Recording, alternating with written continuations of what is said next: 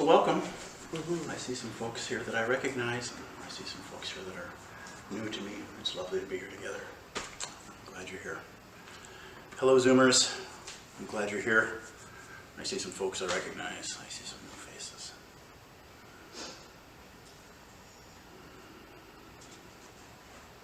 In 100 years, this will all be forgotten. Isn't that nice? It cuts both ways for us. No one will remember my name in 100 years.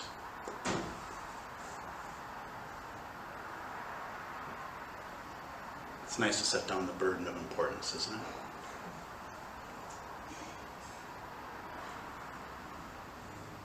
It seems like that makes what we're doing really precious.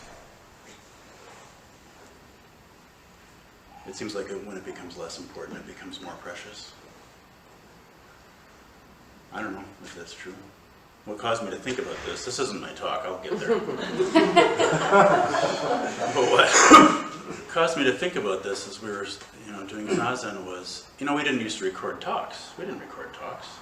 For a long, long time, we didn't record the Dharma talk. You are there and you hear it, or you don't, And at some point we started recording them, which was wonderful. I'm really glad that we do.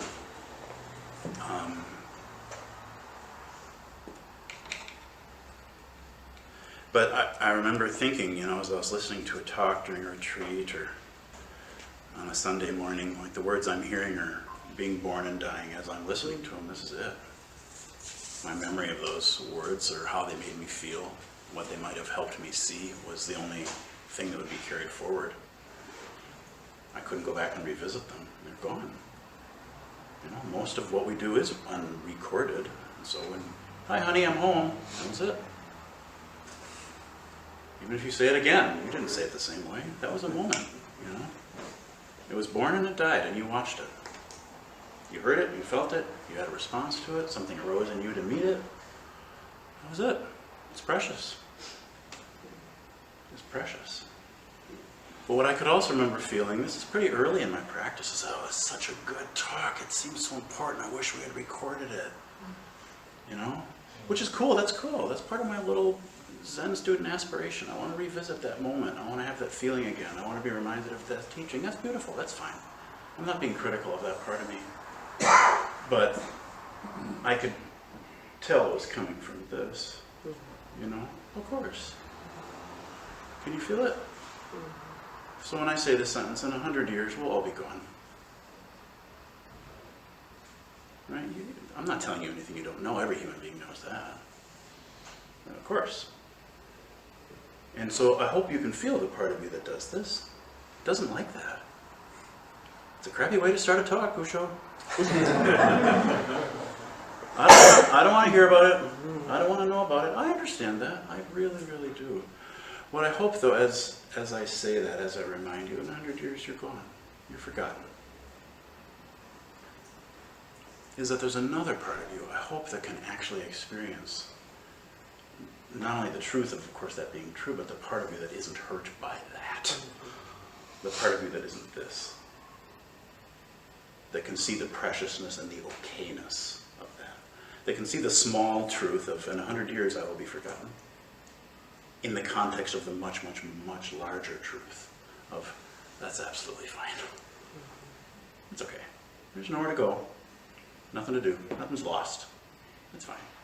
This is the part that hurts because it's confused. Does that make sense? Like being important, being alive is somehow separate and more important. The insistence of the self is what we're talking about here, right? So I'm only offering that to start off today because relax. Because relax. Plus we're talking about time today.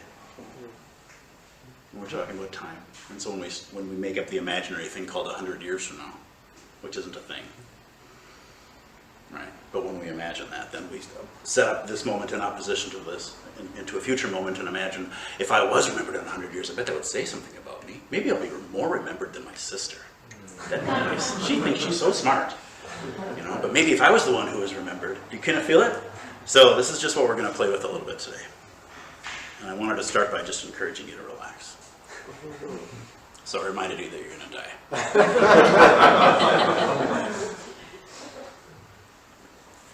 So we're talking about waiting today. We're talking about waiting. I'm sure, like everybody, I've heard so many versions of this. I don't know what the number is, but whoa, we spend a fifth of our life waiting. Scientists now estimate you spend 31.7% of your life waiting. We spend half of our life waiting. We spend whatever the number is. Who knows, right? Whatever. That's not particularly interesting to me. But there's a musician that I follow, and she was on tour and getting ready for an album of her music to be released. And she posted something, and there was something about her word choice that triggered something in me. And I want to revisit waiting. There's something going on here. She's Polish. She's a Polish pianist. And so they move her and her piano around the world, and she performs for people, right? And so what that means is that English is not her first language. Right? She's really good, but it's not her first language. You know?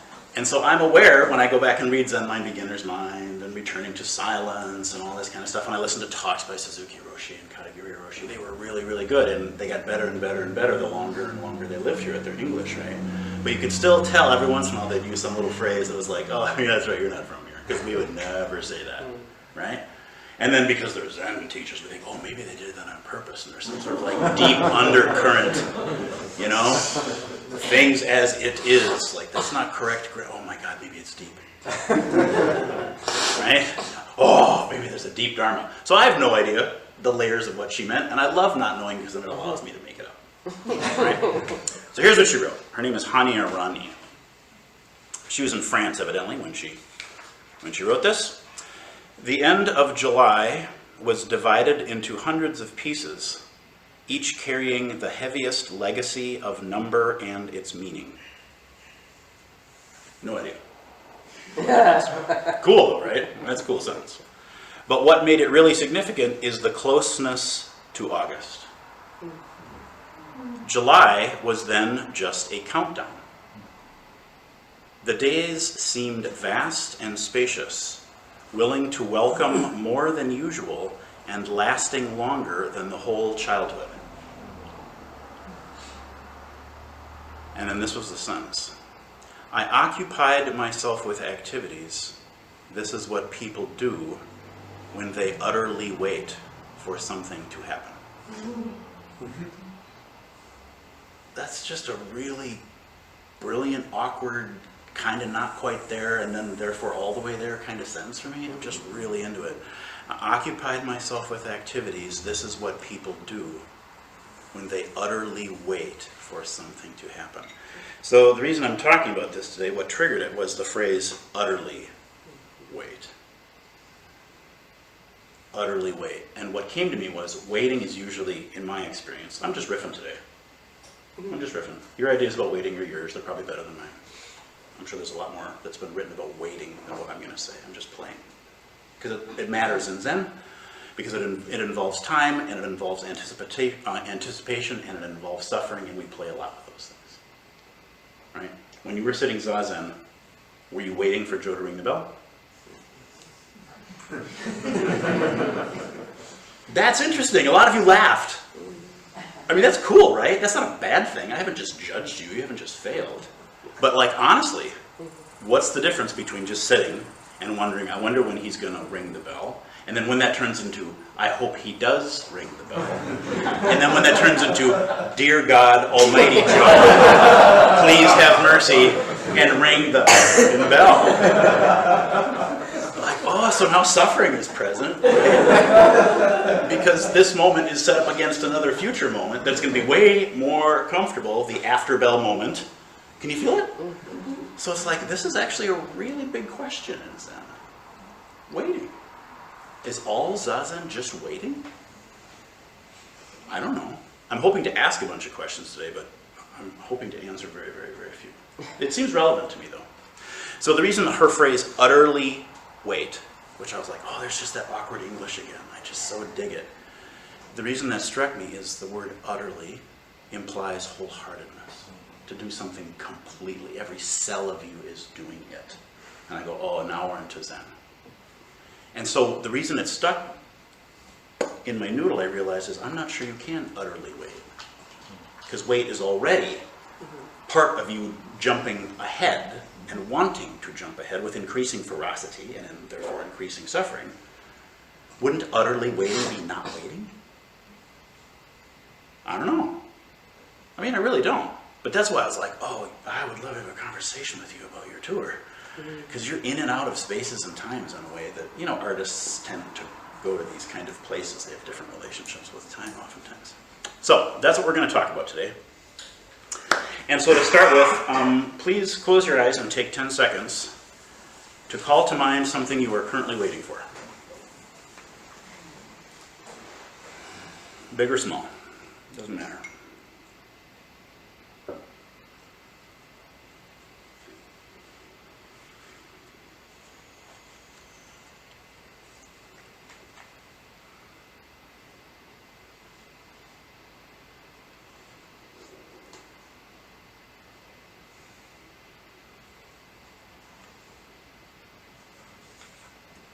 Were you able to find something?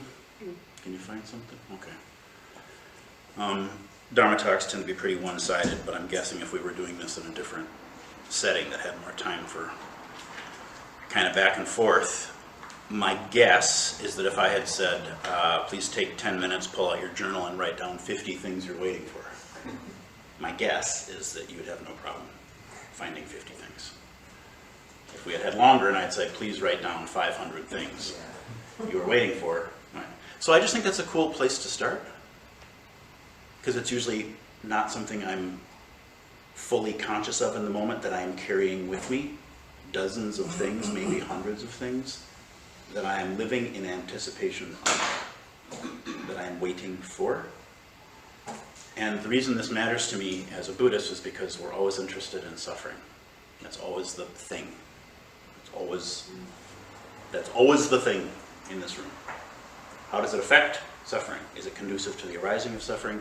Is it conducive to the alleviation of suffering? Right? And so I like, I wonder if I am carrying around, kind of just a background radiation I'm not usually aware of suffering because of this whole long list of things that I am waiting for. All the ways in which I imagine my experience will be improved, right? By the future arrival of that thing, that experience, that person, that election result, whatever it is, right? We have the term now, arrival fallacy. Some of you have probably heard that, if you're into psychology or you're into studying mind science or whatever, the arrival fallacy. Ooh, Google it, it's cool. Some of you are like, oh, I don't know that one. Oh yeah, Google arrival fallacy, it's cool. It's familiar to all of us. It's just the idea of, I'm always waiting for the thing to arrive. And the fallacy part is, when it arrives, I'm not happier than I am now.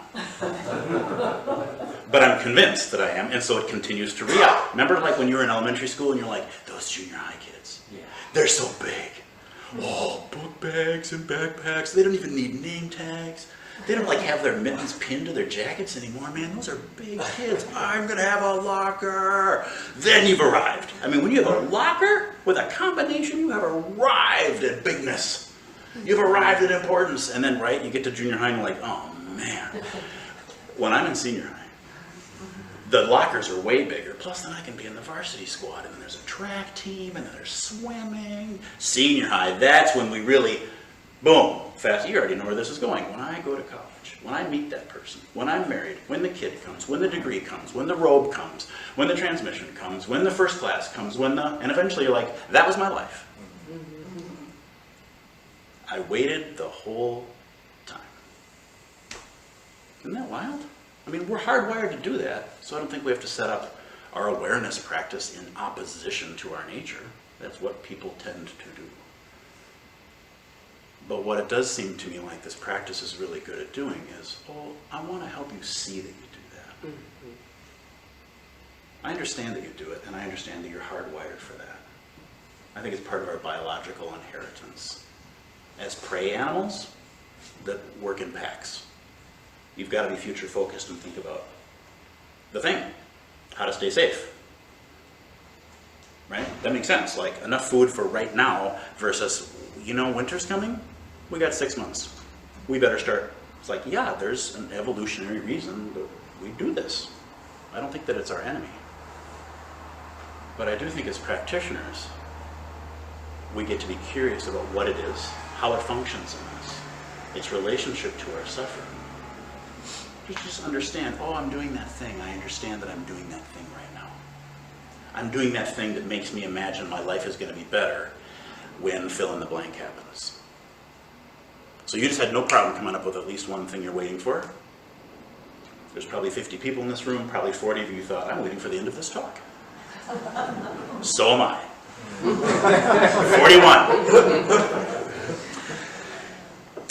So I'm going to talk about waiting as suffering. I'm going to talk about waiting as connection. And then I'm going to talk about waiting as not waiting. Those are the three imaginary forms of waiting that I made up for this talk, just because that's what arose in my heart. The first one we're familiar with, we're already talking about it, waiting as suffering. This is what I experience as restlessness. I've gone to the doctor's office and now I'm sitting in the waiting room. And my appointment is at 11, and it's 11:20, and I've already read this issue of People magazine 4 times. I'm not, you can feel it. Bussho is restless. He's waiting. He doesn't want to be waiting. He wants to be there. He's at the DMV waiting for the number to be called. He wants to be up at the register getting his tabs renewed. He doesn't want to be sitting in this chair. Can you feel it? I don't want to be watching the closing credits of MASH. I want to be watching the opening credits of Bridgerton. Come on, man, get to it. Right? Whatever the thing is, I'm just riffing, but you can feel it, right? The reason this is familiar to us is because as people who have a meditation practice, we watch how often we leave the moment, and we catch ourselves, and we bring ourselves back. It's like the most basic meditation instruction there is. They're learning it across the hall right now. Notice how your mind wanders, and just notice how it tells a story about that, and then bring it back. Super cool. Right? So we see this in our lives all the time. Waiting for our ice cream cone to be made, waiting for test results, waiting for the bell to ring, waiting for the email response. It is anxious relationship with a future moment. Wanting to hit fast forward. Or hit pause, I suppose, if you don't want the future to arrive, if you want this moment to stay. We do that a lot. This is waiting as simply anticipatory anxiety and restlessness. We experience this as tension. This is talked about in our tradition as grasping or desire. It's currently dissatisfying because I'm waiting for the thing that I imagine is going to bring satisfaction to arrive. Is this making sense? Mm-hmm. This is something we all get, right? You know, I don't want now. I want then. So we say live in the present moment. We hear that teaching a lot. We recognize that our mind's desire to leave the present moment is on some level a dissatisfaction with the present moment. Right? Just like this moment isn't entertaining enough. It isn't good enough. It isn't pleasurable enough. It isn't fulfilling enough. This kind of waiting is an emotional non-space. A space you don't choose to be in but have to. A place of transition between one valued chosen space and another valued chosen space. I'm stealing that from that French architect whose name I can never remember, who invented the term non-space. He was an architect who designed waiting rooms, airports, bus stations, bank lobbies. It's a place you have to be. You have to be there. But you're not going there to be there. You're going there to be someone else. To be somewhere else, and you have to be there. Right? Does that make sense? I mean, like, when I started thinking about this, I was like, oh my God, that's actually brilliant. I love the term non-space. It's obviously a space. But he's just inventing that to be like, you want to go to MSP so you can get on the plane to go to Copenhagen. You want to go to Copenhagen. Copenhagen is a space. You can hardly wait to get there. The whole point is Copenhagen. That's the goal. That's what you're waiting for. So MSP is a non-space. The stupid plane for 13 hours is a frickin' non-space. I don't want to inhabit the plane. No one goes to the airport to inhabit the plane. No one. No one goes to the airport to inhabit the airport. Why? I'm going to go to the airport. Why? To be at the airport. No, shut up. You're never going there to be there. You're going there to move through it and leave it as quickly as you can. So immediately your relationship is the quicker at the airport, the better. The quicker the flight, the better. The quicker it lands, the better. The quicker I'm out of the other airport, the better. Don't like it, don't like it, don't like it, don't like it. Can you feel it? So we can all just be guilty as charged. We all know if that Star Trek technology existed and you could just go, beam me to Copenhagen, you would do it. So I love that. I mean, I think that's funny. I see that in myself. And what I also see, after hanging out at this place for far too long, is I've already made the decision that MSP is not a place worth inhabiting. And the moments that I am there are not moments that I find worthy of inhabiting. My life isn't worthy of paying attention to when I'm at MSP. The plane isn't a place to pay attention to. My experience when I'm on the plane isn't worthy of paying attention to. If I could fast forward that bad boy, isn't that interesting? I've just decided, like all humans do, there are worthy, valuable experiences, and there are unworthy, not valuable experiences. And I call that second category waiting, or non-space, or come on, get to it. I don't want setups, I want nothing but punchlines. My whole life, that's all I want. So I love the beautiful term non-space because of how much time we spend in them. It's emotional waiting. Emotional is a description word. We're using the term waiting to describe the emotional relationship with essentially a non-moment. I'm having a non-moment. Hurry up. Right? I want to get to the moment. And then when the moment comes, of course, I want to grab it and pause it. Do you feel it? So this is our life. And we all know this one, so I don't want to spend too much time on it. This is very basic kind of meditative awareness, so there's not too much to say. Emerson, Ralph Waldo Emerson said, how much of human life is lost in waiting? Which is a nice question. I don't know how far down that rabbit hole he went, but I like the word choice again because of course it wasn't lost. You were just as alive when you were on the plane as you were when you were in Copenhagen. So you didn't lose anything. There's nothing lost. You're exactly as alive when you're going, oh, hurry up, as when you're, oh, on Joyce, I've waited all this time to see you. You're equally alive in both of those moments, right? So I'm assuming what he's referring to there is, well, it's lost because you weren't paying attention to it because you didn't think it mattered. You just didn't think it mattered. And so you weren't present to it. You know, it's usually in retrospect that we realize, oh, that mattered. Shoot. I missed it. Like elementary school mattered. Junior high mattered. I wanted to skip over it to get to the thing that I thought, oh shoot, high school mattered. Oh no, college mattered. Being single mattered. Being married mattered. Being divorced and heartbroken. It mattered. I wanted to skip right over it. That really, really mattered. My life really mattered. My life really thickened. Layers of myself showed themselves I had never seen before. Parts I did not want to feel. Parts I did not want to see. I was waiting for something better. I wanted to fast forward. I was finding those moments unworthy.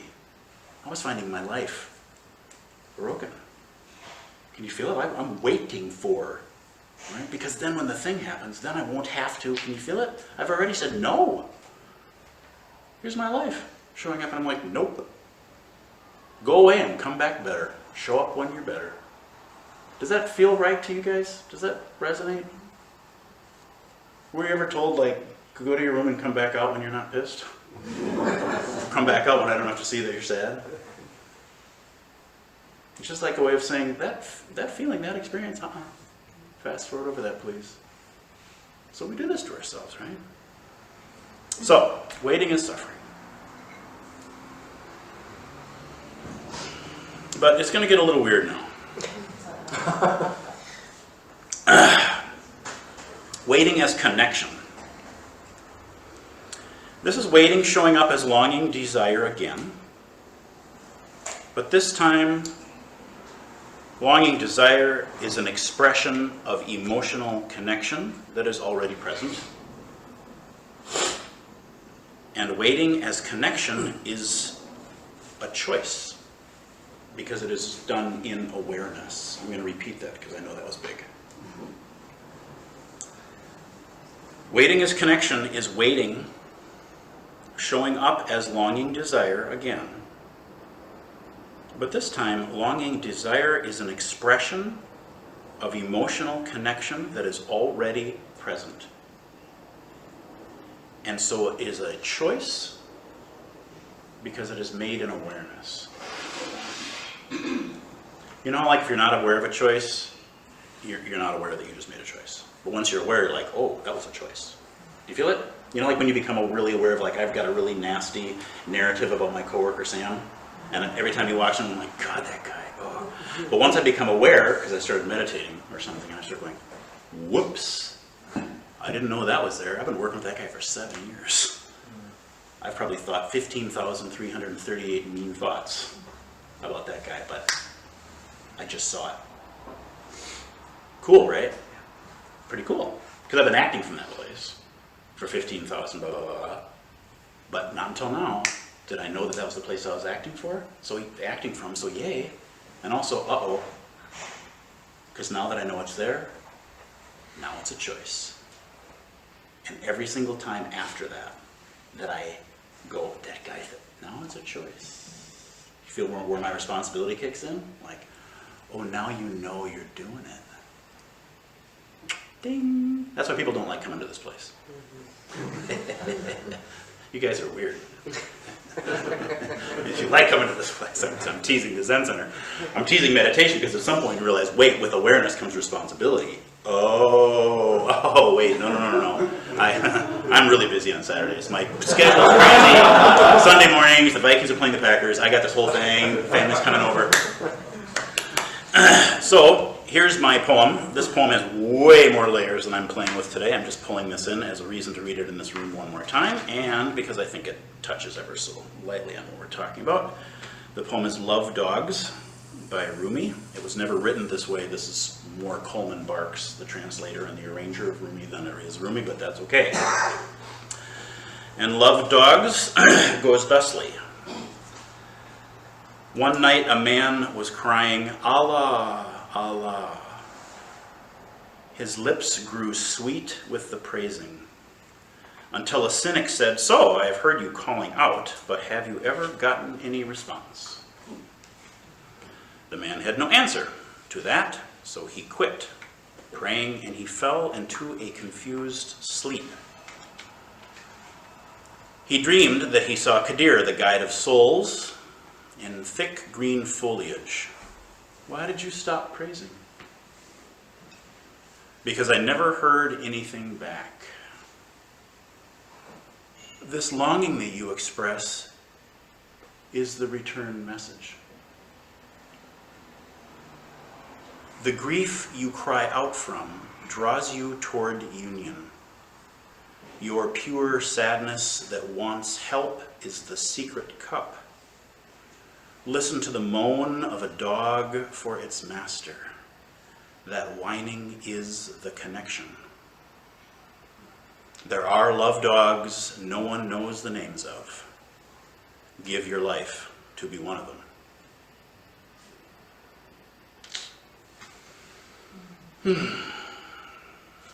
So that's Rumi. Never quote anything that good in the middle of a talk you're giving. Just don't. Just because now I'm done. I mean, whatever, come on. It's like in the middle of your garage band concert. The Beatles show up, play one song and leave, and you're like, come on, man. So there's so much in that, and I've heard entire Dharma talks in this Zendo given about that poem, as well we should. The longing you express is the return message. The longing you express is the return message. So here's what that brings up. I'm back to my imaginary airport again. When we part company with those that we care about, why do we say, "I'll miss you"? That's a great question, isn't it? Isn't that a great question? When you leave Aunt Bev and you haven't seen her in 10 years, you spent the whole weekend together and it felt so good. See her eyes, hear her voice, you know? To get coffee together, just share air together, and then it's time to go. You brought her to MSP, it's time for her to go. "Oh, Aunt Bev, I love you, I'm gonna miss you, I'm gonna miss you." Isn't that an interesting thing to say? I'm telling you about a future experience I'm going to have of pain as a result of your absence. Right? If Aunt Bev cared about you at all, she would never get on that plane. How dare she hurt you that way? I'm teasing. What it feels like we're saying, "I'll miss you," is saying, my missing you is our connection. My missing you is part of my love. I'm going to love you by missing you. What is grief but love continuing, right?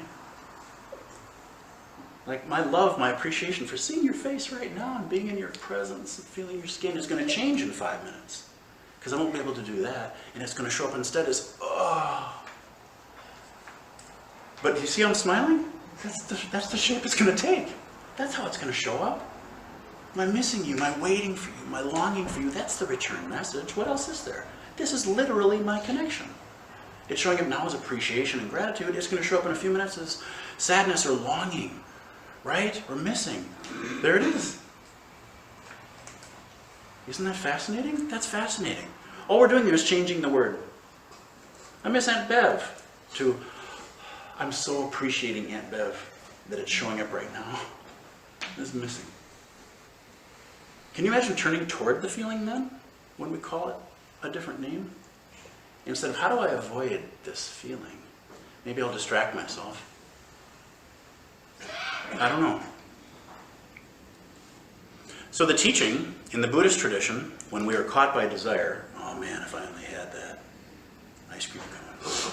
Man, if I only had a bed with a headboard, like a real headboard, like an adult would have." You know? Adults have headboards, right? In one period of my life, I really wanted a headboard. I was like, I will know. I'll be able to face my father if I just had a bed with a headboard, you know?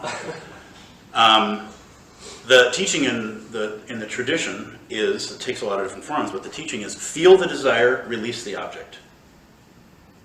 So when you go to your teacher and go, "God, I just can't stop thinking about the thing that I want, the person that I want, the job that I want, the headboard that I want, the experience that I want," desire, grasping, missing, future focus, you can feel it, right?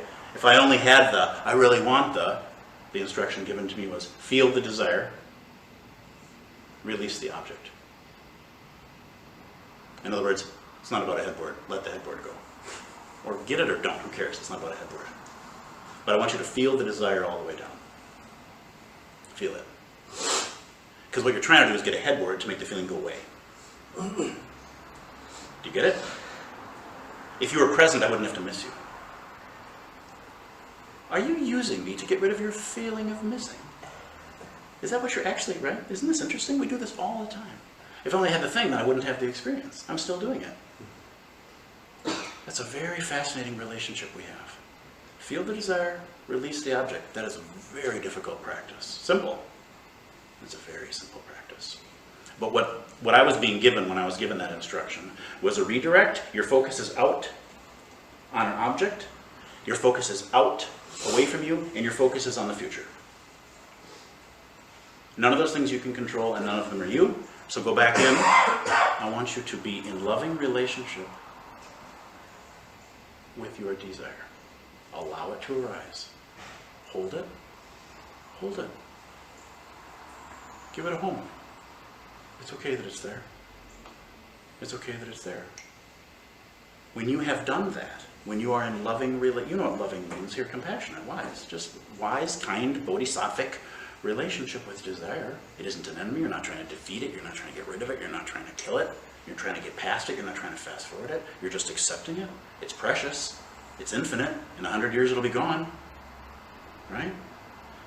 Then you can have some clarity about the headboard. Does that make sense? Does that metaphor work? Maybe it only works for me because I had this experience. But when I got the headboard, it didn't work. It didn't work. Right? Because I wasn't with the experience. So this kind of brilliant kung fu move of like, go into your waiting as the connection. Go into your longing as the connection. Does something really, really brilliant. I think it's incredibly sophisticated. That Buddhism has had such an insight into the nature of suffering that it didn't draw the conclusion, headboards for everyone! Because it could have. All we got to do is just make sure everybody gets everything they want all the time, and the world will be a really happy place. Right? They looked so much more deeply than that, just like you do. You look so much more deeply into that. When you're in the doctor's office next time, and you're really, and you're feeling it with your People magazine, I encourage you to try this. The door's going to open, and they're going to say, Miss Jones, come on in, when it happens. But in the meantime, what would it be like to really inhabit that body that you're in? To really inhabit that moment. To not make it a non-space, to not make it a non-moment. To really go into it. Fall in love with waiting you. There's no problem there. So that's the invitation. That's the invitation.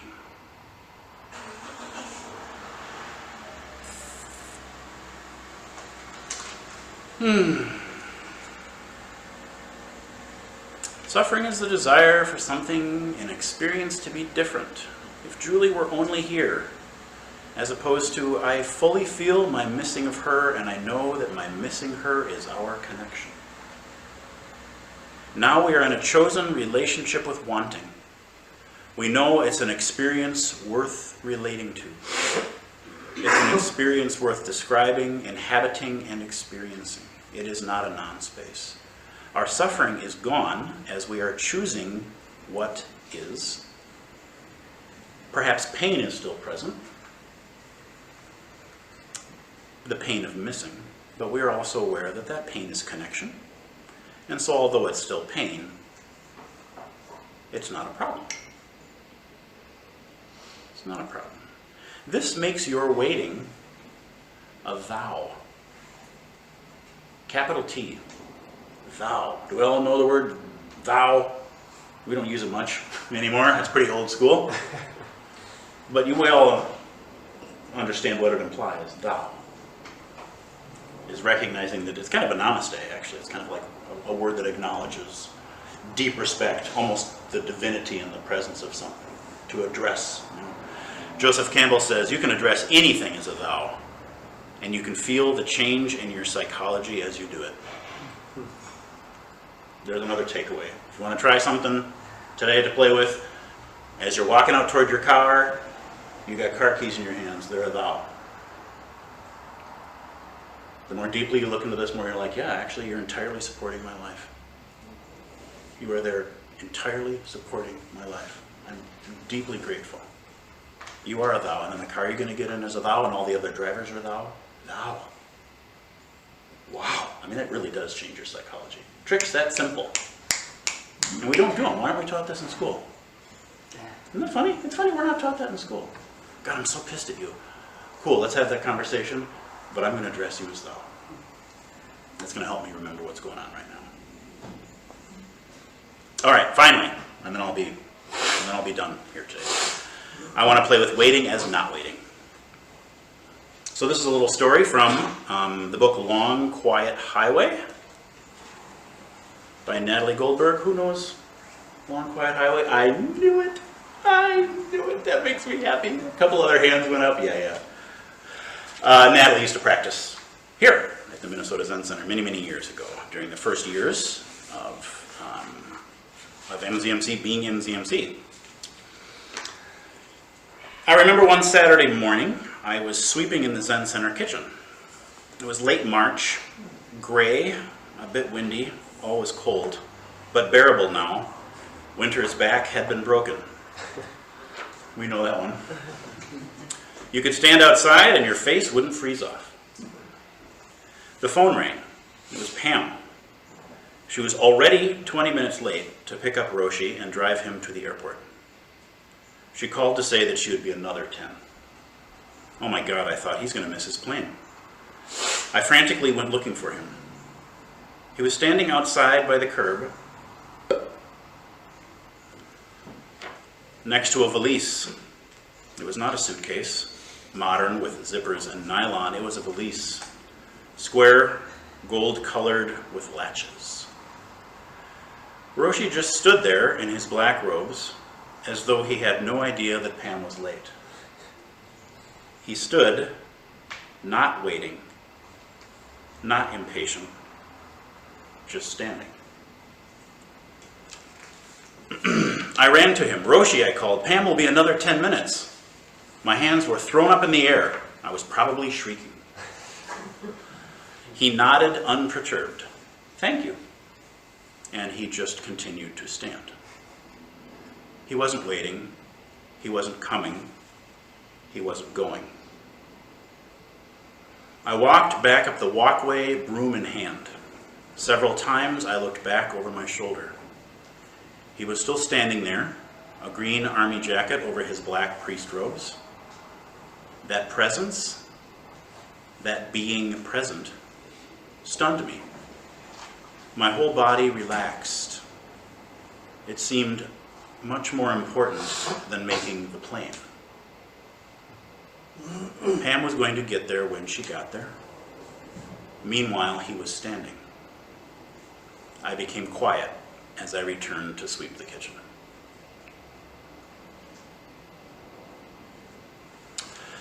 So this is waiting as not waiting. He just stood, not waiting, not impatient, just standing. He was utterly standing, back to where we started from. When you plan, just plan, Katagiri once told my teacher Tim, because he could tell that my teacher Tim was trying to do two things at once. He was planning for something and doing something else at the same time, right? And the way Tim tells it is, I was trying not to be seen planning because planning felt like working for the future, and you're not supposed to work for the future. You're in Zen, you're supposed to always be forever. And the future moment, which is why we never plan for anything, and we're always late, and we're just terrible. We're missing planes, it's constant, right? So, Katagiri telling him, no, when you plan, plan. But just plan. Utterly plan. Shikan plan. Right? Shikan. You guys know Shikan. Shikan Taza, to just said, just plan, just wait, just. So utterly is the key. Shikan is the key. Utterly is everything. Utterly drops off past and future.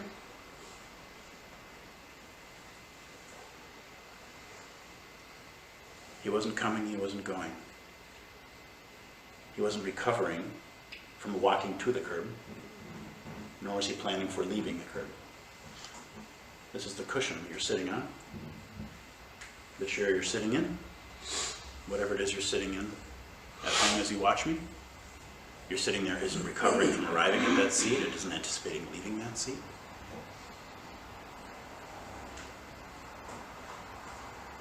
Utterly drops away past and future. Utterly is eternity. Eternity is just no time, the absence of past and future. Utterly is everything. In Zen, utterly means nothing extra. Just do that. Utterly is consecration. Utterly is devotion. Utterly, for us in this tradition, is Zazen. And then, when utterly is actually complete, the word Zazen is extra, and it can fall away. Isn't that nice when you're doing Zazen, it doesn't have to be Zazen anymore, and that word Zazen drops away, and it's not Zazen anymore. That's an extra idea. Who cares? You don't need it. Zen is extra. It's made up. It falls away. It does. It's an idea. It's a bunch of ideas. It's not real. It falls away. It's not unreal. It just isn't real. It falls away. You're just sitting. When our teacher said, just sit, it was like 50 times more profound than we thought it was. Like, oh, now you're making it Zazen. Oh, and now you're making it part of a big special thing. Oh, well, don't disturb Bussho. He's doing Zazen. Oh, everybody get out of the way. Don't make any noises. Oh, come on. Do you feel how precious it becomes? And you feel the grasping underneath that? And then you can feel the fear underneath the grasping. Oh no, now it's not utterly at all. Now I'm divided. So utterly is the emptiness of the three wheels. There's no one waiting, there's nothing waited for, so there's no activity called waiting happening. He wasn't waiting, he was just standing. So to those who are waiting, especially in grief, we oftentimes say, in the fullness of time. We know that phrase, right? In the fullness of time. Utterly is fullness. In the fullness of time is now. Always now. Always full. Only this. We consecrate our waiting by doing it utterly. We consecrate our sitting by doing it utterly. Then it stops being anything but fully itself. We don't need labels. This utterly waiting isn't tension with a future moment. It is not endured desire for what is not. It is complete devotion to what is. It does not long to be past. There is nothing extra because it is fullness itself. There is no gap. It is as close as your breath, closer even. And so, in closing, because I got to wrap up, it's been 45 minutes. The next time that you find yourself waiting, it'll happen today, I expect, several times. I know it will for me. Just observe the cycling. Just observe. Don't try to make it special. Don't try to be Roshi. Don't try to. Just observe the noticing. Notice how you're present for it and it stops being waiting. Notice how then it's waiting and then suffering is present. Notice how maybe there's this idea that it's a connection to something that I really, really value. And then maybe it's back to waiting again. And it's just endurance and it's white knuckling. And then maybe it's appreciation of connection. And then maybe it stops being either one of those things and you've got 5 breaths of just standing there. And then you remember that you're waiting, and then it comes back again, and then it comes back again. It's okay. Or investigate your experience with beginner's mind and forget everything I've told you. Right? All I'm really suggesting is that it's an experience worth investigating, because it matters. And so pay attention. Let's not make waiting the enemy. Right? Just notice how it changes. Remain the observer. Feel the movement. Feel the contraction in your body. Watch your thoughts. Name and form arise, are recognized, and drop away. It's exactly Zazen. Just notice it come and notice it go. There's no striving necessary because all moments are here. And so the moment you're waiting for is not separate from here. It's okay. That's it. That's all I got, I think. So thank you for your attention. Let's see here. How long is the list, Joe? For just like announcements and stuff. I want to know if we got time to. It'll take a few minutes, but. A few? All right. Yeah. We got a couple anyway? Yeah, we have 1 or 2? Does anybody have anything they'd like to share, ask about, other insights into waiting or different theories or memories of experiencing waiting as painful or memories of experiencing waiting as not painful? I don't know. Anything anybody wants to throw out? Please. I just love what you had to say about waiting. I have this tendency of grinding my teeth at night. Oh yeah. And I guess I just crossed the threshold of 55 to 56. And apparently I started getting a pain through here. And it happened about 2 weeks ago. I thought originally it was a tooth, and basically if anybody's had sciatica, it's literally a very intense pain. And it's basically nerve damage. I didn't know it at the time. Oh, it's nerves. Yeah, but they thought it was a tooth. They did X-ray, not the tooth. And then they did the sinuses, not the sinuses. And basically they said, well, it's broke. And you're basically just going to have to do this physical therapy. Gotcha. That's what I dealt with last week. So now I'm waiting for the pain to go away. Yeah. So that's what I find with age. I love that you brought up in 100 years we're going to be gone. I'm okay with that. Yeah. Good for you. Because I've noticed as I get older, I start getting these pains. And I wait for them to go away, but they don't. Yeah. They they don't go away. What I noticed though with my, the exercise that they gave me is that, well, you should, breathe, meditate, and make sure your muscles are loose. So I've used it like not pain as something waiting to go. I'm waiting for it to go away, but as a reminder, okay, I need to sit here and relax. And even now, like it hurt, but like I feel my jaw relaxing, so it's become an exercise. Yeah. Meditation. Yeah.